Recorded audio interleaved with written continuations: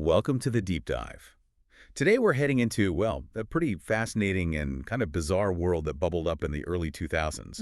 It was this underground scene, almost like a secret society, of guys calling themselves attraction gurus, pickup artists. Right, the PUAs. And this wasn't just about, learning how to chat someone up. It got really technical, almost like an algorithm for social interaction, for seduction, really. Absolutely. And our mission here is to kind of unpack that using the story of a journalist who went deep undercover for 2 years, Neil Strauss. Right. He took on a whole new persona. He became style. Yeah. And he wrote this incredibly detailed account chronicling the methods, the big personalities, the whole culture, but also, importantly, the psychological fallout. A lot that cost. And we should probably start where he started, right? Yeah. Because he wasn't some natural charmer walking in. No, not at all. He described himself using their own charming term, a WBAFC. Which stands for? Way below average frustrated chump. Ouch. Okay. So he was motivated. Definitely.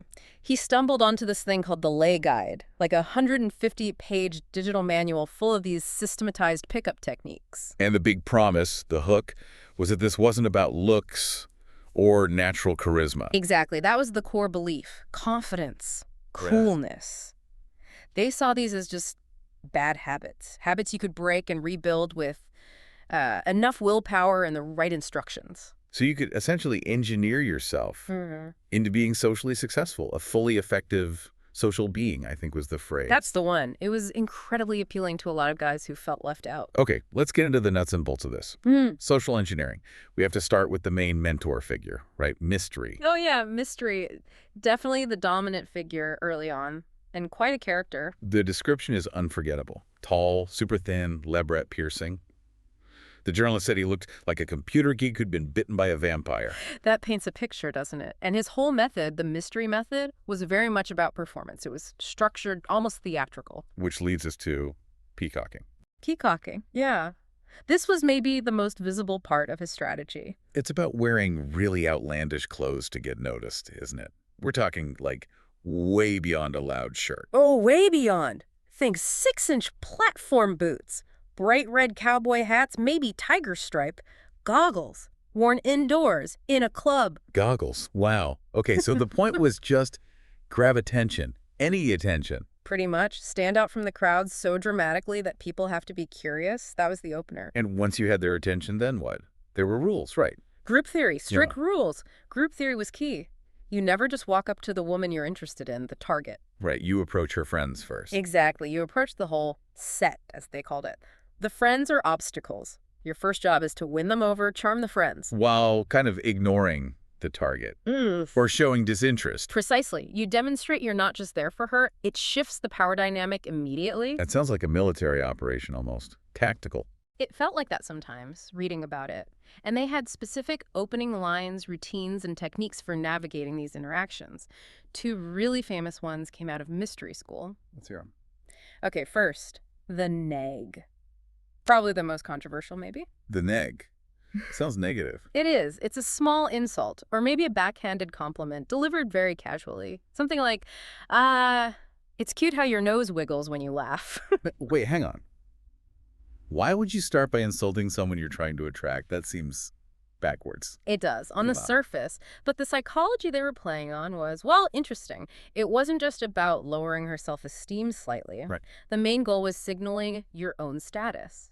By delivering a light neg, you're showing you're not intimidated by her looks or status. You're not fawning over her like maybe other guys do. Ah, okay. So it's a way to stand out and imply you're high value yourself because you're immune to her beauty. You got it. It's a filter. It says, I'm not easily impressed, therefore I must be someone worth impressing. Clever. And kind of cold. What's the other big technique? The Kino test. Kino meaning physical touch, escalation. So testing the waters physically. Yeah. It's about gradually increasing physical contact to gauge her interest and comfort level. Start small, maybe a touch on the arm during conversation. But the classic move was, when you isolate her from the group for a moment, you might take her hand. And the rule was, if she squeezes your hand back, then, in their words, it's on. Green light for further escalation. Wow. Okay, so Mystery's all about the external show, the structured approach, the physical game plan. But there was another big player with a totally different angle, right? Yeah, completely different. Ross Jeffries, he founded something called speed seduction, or SS. Speed seduction. Yeah. And his approach was more internal, psychological. More. Forget the peacocking. Jeffries was all about neuro-linguistic programming, NLP. NLP, right. Using language patterns to influence someone's thoughts or feelings, bypass the critical thinking. That's the idea. He focused on mind control tactics, using specific trance words and pre-scripted hypnotic language patterns. The goal was literally to change a woman's internal reality, her timeline, her emotional state, using just words. Okay, that sounds intense. More intense than platform boots somehow. It was. The source gives this example of a student, Grimble, who used some tech-assisted pattern, I think involving visualization, to get a woman to suck his finger in public. Seriously. Yeah. And he triumphantly reports back, full close, which was their term for, sealing the deal. It really highlights the focus on pure manipulation and achieving the outcome. Full close. Good grief. Yeah, deeply uncomfortable. And didn't Jeffries himself have doubts about this stuff? he did. The journalist notes Jeffries had serious moral reservations about the really advanced techniques. He apparently called them giving dynamite to children. Dynamite to children. And he supposedly refused to teach the most potent patterns at his public seminars because he felt they were too dangerous, too manipulative. But wait, if the guy who invented them thought they were too dark, wouldn't that be a massive red flag for everyone learning this stuff? Why push forward? That's the million-dollar question, isn't it? I think by that point, many were so invested in the quest for mastery, so convinced that genuine connection was maybe secondary or even a weakness. They were committed to the identity. Exactly. They'd bought into the idea that becoming this pickup artist required pushing boundaries, even ethical ones. Which brings us back to the journalist style. Right, his own transformation. He creates this alter ego style. And finds that style is way more successful, way more popular than Neil, his real self. He really started to believe that confidence was just a skill you could learn, like playing the piano. Completely. That it was just about practice, about grinding out the bad habits and replacing them with these PUA techniques, like it was purely mechanical. And the level of practice, the dedication, it sounds insane. Oh, it was intense. The book talks about students like Adonis. This guy apparently committed to doing 100 approaches in a single day. 100 in one day. Yep. And eventually, he logged his 1,000th approach. The whole point was just to kill the fear of rejection through sheer volume. 1,000 approaches. Did it work for him? According to the account, yeah. He reported feeling like strangers just didn't have power over his self-worth anymore. Rejection didn't sting because it was just data. Wow. Okay, so that dedication led to this next phase, right? Project Hollywood. Yeah, that was the big dream. It wasn't enough to be individually successful. They wanted to create an entire environment. Like a PUA headquarters. Kind of. Pool their money, rent a mansion in the Hollywood Hills. I think it was Dean Martin's old place, actually. No way. Yeah. And the idea was to turn it into this social hub where desirable women would just naturally gravitate to them. They planned this big pickup artist summit there. Total collective alpha status move. Living the dream, PUA style. And this pressure cooker environment must have forged some interesting characters, like the alpha robot. Right, Papa. This guy apparently took Styles' routines, recorded them, and just executed them flawlessly, verbatim. Like a script. Exactly.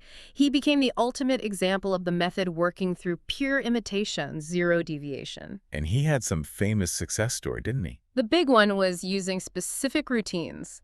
The jealous girlfriend opener, the cube for value demonstration successfully on Paris Hilton. On Paris Hilton, seriously. According to the book, yes. And for the community, that was like ultimate proof. If the script works on her, it works on anyone. Pure technique triumphs. But success like that, it must breed competition.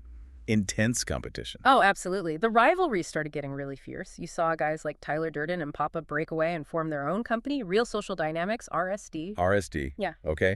And they basically copied Mystery's model, but made it more aggressive. Yeah, they took the core ideas, but added this really aggressive tactic called emojing. Emojing, what's that? Alpha male of the group. It was about actively dominating other men in a social setting, sometimes subtly, sometimes not so subtly. Like how not subtle? The book mentions techniques like literally elbowing a rival PUA hard in the chest, but doing it, under the guise of being friendly, like a playful shove that's actually an assertion of dominance. Wow.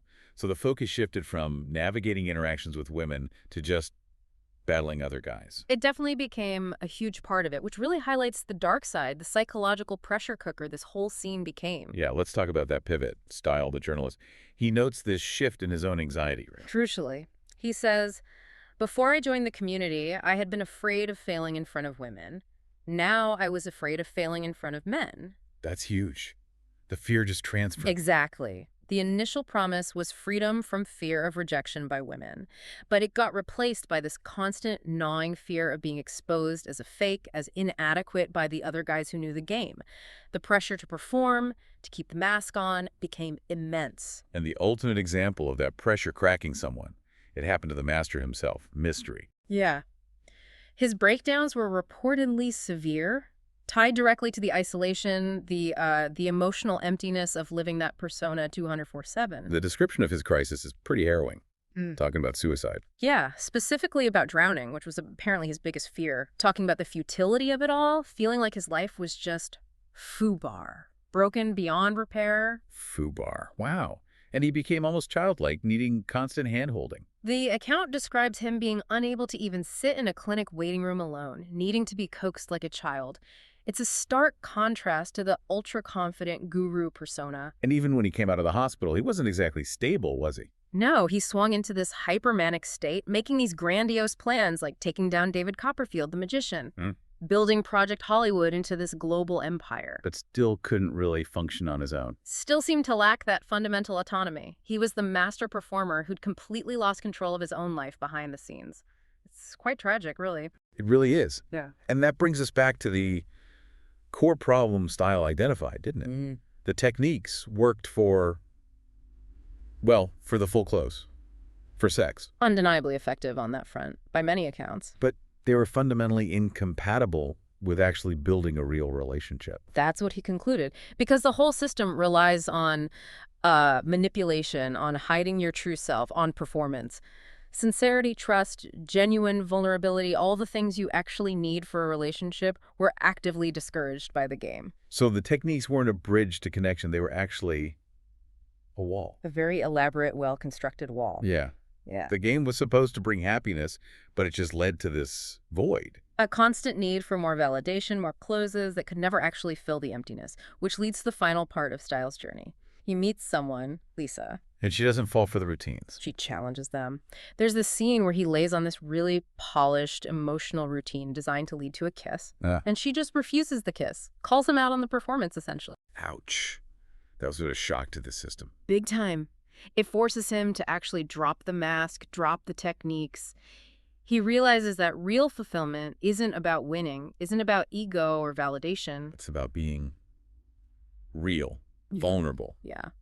He contrasts this experience with, say, hooking up with a porn star, which felt empty, like just entertainment, versus the connection with Lisa, which felt meaningful because it wasn't about the game. So the big takeaway from his whole 2-year immersion. To win the game was to leave it. That's how I put it. To win the game was to leave it. Wow. He realized he'd achieved his initial goal, overcoming his fear, learning social skills, but then he'd overshot it massively. The pursuit itself became the problem, this endless hunger. But the skills he learned, the confidence, did that stick? Was it useful in the end? That's the paradox, isn't it? Yes, the confidence, the ability to approach people, the basic social skills he learned were valuable. They arguably allowed him to connect with Lisa, his one-itis, as they'd call her. His one-itis. Right. But, and this is the crucial part, that connection only happened after he stopped running game. When he let her see the actual Neil Strauss, balding, nerdy, glasses and all, as he puts it. So the tools were okay, but the manipulative framework had to go. Exactly. The confidence was real. The persona was poison. The system kind of ate itself from the inside out due to its own inauthenticity. Pretty much. Which leads us to, the thought we wanted to leave you with.